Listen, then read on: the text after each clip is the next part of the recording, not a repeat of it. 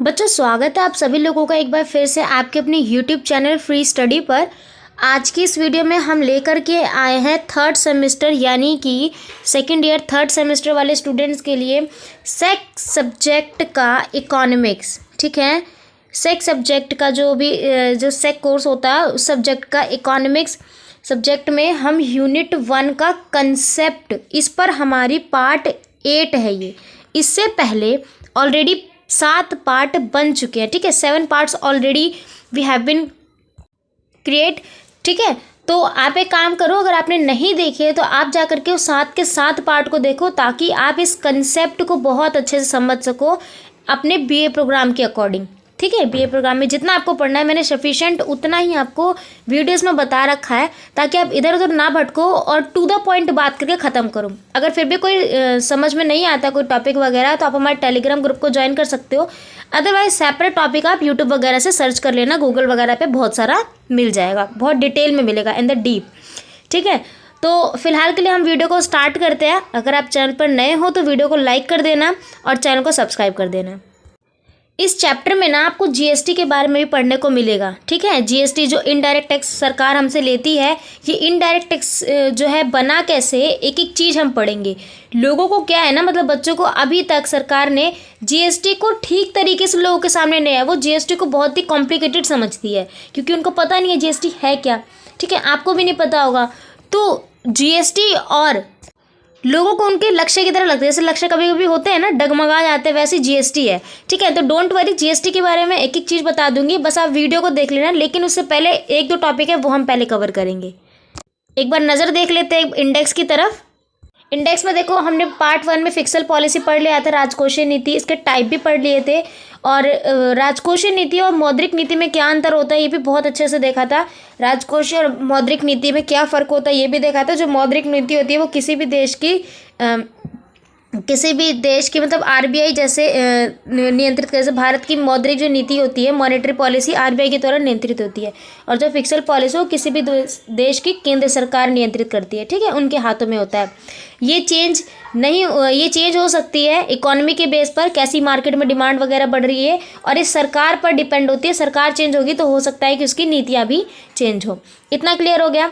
ये था आपका बजट भी बहुत अच्छे से समझा कि बजट क्या होता है, कितने टाइप के होते हैं, ऑब्जेक्टिव ऑफ बजट ये भी देखा, क्यों ज़रूरत है हमें ये भी देख लिया। ठीक है, पार्ट 6 तक हमने ये समझ लिया था। स्ट्रक्चर ऑफ बजट ये भी हमने देख लिया, पार्ट 7 वगैरह में देखा था हमने। यूनियन बजट भी पढ़ लिया था। ठीक है, अब जो हम देखेंगे, और पार्ट 7 और 8 वगैरह में हमने जीरो बजटिंग भी पढ़ ली थी, जीरो बजटिंग हमने पढ़ी थी। ठीक, अब जो हम पढ़ेंगे वो पढ़ेंगे जेंडर बजट क्या होता है। ठीक है, और एक बार ये पढ़ेंगे कि ट्रेडिशनल बजटिंग क्या होती है। ट्रेडिशनल मतलब होती है पारंपरिक बजट। अब देखो, शब्द से क्लियर है, मैं फिर भी थोड़ा सा 2 शब्दों में बता देती हूँ। पारंपरिक बजट क्या होता है, यहाँ गलत लिख दिया मैंने, सॉरी। पारंपरिक बजट क्या होता है, ध्यान समझो। पारंपरिक का मतलब क्या है, यानी कि जो पिछले टाइम चल रहा है, हमारी परंपरा से चली आ रही है। यानी कि पिछली सरकार ने जो बजट की नीति अपनाई थी, उससे पिछली सरकार ने जो बजट की नीति अपनाई थी, और उससे भी पिछली सरकार ने जो बजट की नीति आई थी, कुछ नीतियाँ इसी टाइप से चलती रहती है। तो अगर आज के समय पे भी पुरानी नीतियों को हम अपनी अर्थव्यवस्था में लागू कर रहे हैं तो उसको कहा गया है ट्रेडिशनल बजट, यानी कि परंपरागत नीति। ठीक है, और उसके अलावा ये जीरो बजटिंग है, ये तो नया नया है, तो हम यही देखेंगे। डेफिनेशन के साथ पढ़ लेते हैं थोड़ा सा।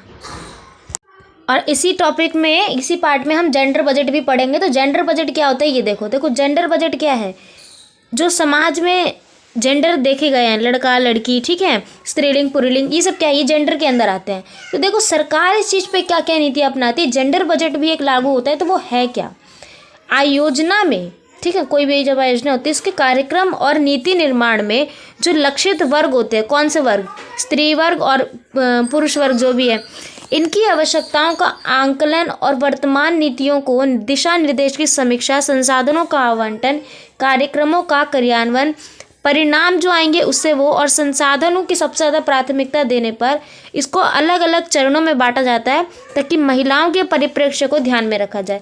यानी कि जेंडर बजट जो होता है ना, अब देखो कहा जाता है कि समाज, कहा जाता है क्या, ये एक्चुअल बात है, ये है कि समाज में ना सबसे अभी भी जो पिछड़ा माना गया है ना, उनको वो स्त्रियों को माना गया है। ठीक है, स्त्रियों को पहले के टाइम पे स्त्रियों को ये अधिकार नहीं थे, ना संपत्ति में अधिकार था, ना शिक्षा का अधिकार था, तो वो बहुत ही ज़्यादा अज्ञान से है। ठीक है, उनको कोई ज्ञान नहीं है। तो इसी कारणवश सरकार महिलाओं को ज़्यादा प्राथमिकता देती है, उनको ज़्यादा प्राथमिकता देने के लिए उन्होंने जेंडर बजट को लागू किया है। इतना समझ गए होंगे जेंडर बजट क्या होता है, बस आप इतना ही देख लो कि जेंडर बजट होता क्या है। ठीक, एग्जाम वगैरह में अगर क्वेश्चन आएगा तो लिख के जाना जेंडर बजट की हमें ज़रूरत वगैरह क्यों है, और ये पूरी डेफिनेशन आप आराम से लिख सकते हो। फिर आम शब्दों में लेना चाहो तो आप टेलीग्राम ग्रुप को ज्वाइन कर लो, वहाँ हम दूसरे टाइप के नोट्स दे देंगे। ठीक है, वो आप बहुत अच्छे से वहाँ पर कवर कर सकते हो।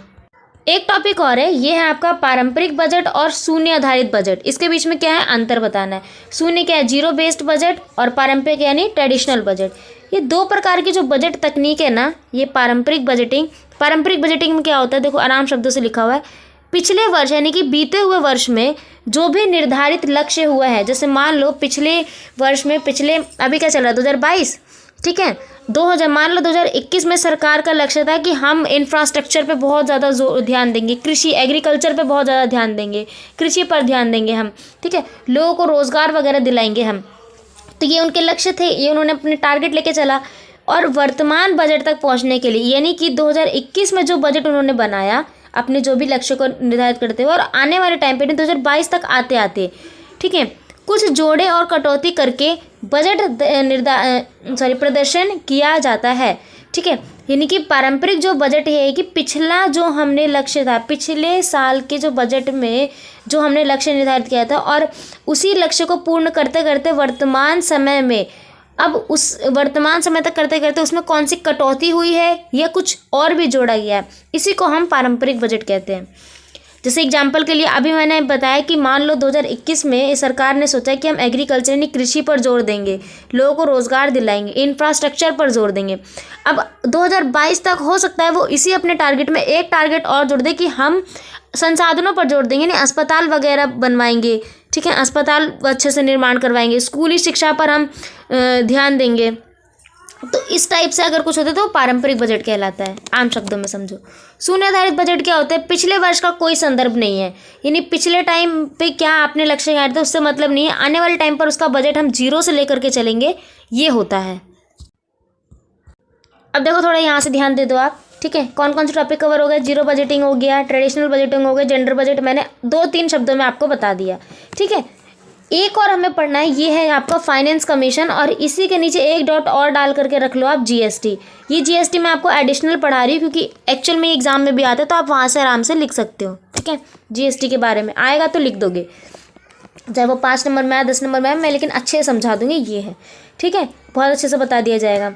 तो ये तो आपका पार्ट 8, ठीक है, पार्ट 8 में मैंने छोटी छोटी डेफिनेशन पढ़ ली है, बता दिया आपको, एग्जाम में पूछा जाएगा, बस 2-3 नंबर पैराग्राफ में आ जाएगा, तो इतना लिख दोगे सफिशिएंट है। उसके बाद पार्ट 8 है, पार्ट 9 में ना हम पढ़ेंगे फाइनेंस कमीशन के बारे में, सॉरी पार्ट 10 में पढ़ेंगे हम फाइनेंस कमीशन के बारे में, पार्ट 9 में हम पढ़ेंगे जीएसटी के बारे में।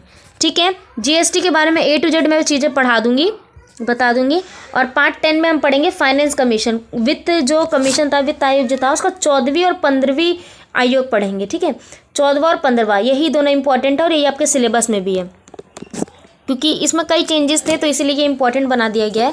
तो कंफर्म हो गया आपको टोटल कितने पार्ट्स इस चैप्टर 1 में पढ़ने हैं।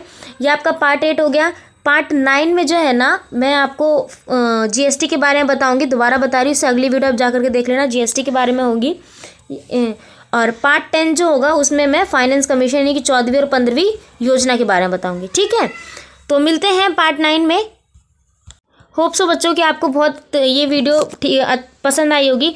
एक चीज़ और, आप हमें कमेंट बॉक्स में कमेंट करके ये बताओ कि इन सभी चैप्टर्स के आपके क्वेश्चन आंसर, इनके एग्जाम के पॉइंट ऑफ व्यू से कौन कौन से क्वेश्चन इंपॉर्टेंट है, और क्वेश्चन पैटर्न अगर चाहिए तो आप हमें कमेंट करके बता दो। मैं आपके लिए जैसे मैंने पॉलिटिकल वगैरह में पढ़ाया था, क्वेश्चंस के साथ मैंने टॉपिक कवर किए थे, राइट, तो इसमें भी मैं ऐसे ही करूँगी। बस आप मुझे कमेंट करके बताओ कि आपको क्वेश्चंस चाहिए या नहीं चाहिए, ताकि हम अपनी प्रिपरेशन को और बेहतर कर सके, कम समय में अच्छा कर सके। ठीक है, फटाफट जा करके कमेंट करो। वीडियो पसंद आए तो लाइक कर देना, शेयर कर देना, और दोस्तों तक ज़रूर पहुँचा देना। Thanks to being here, thanks for watching.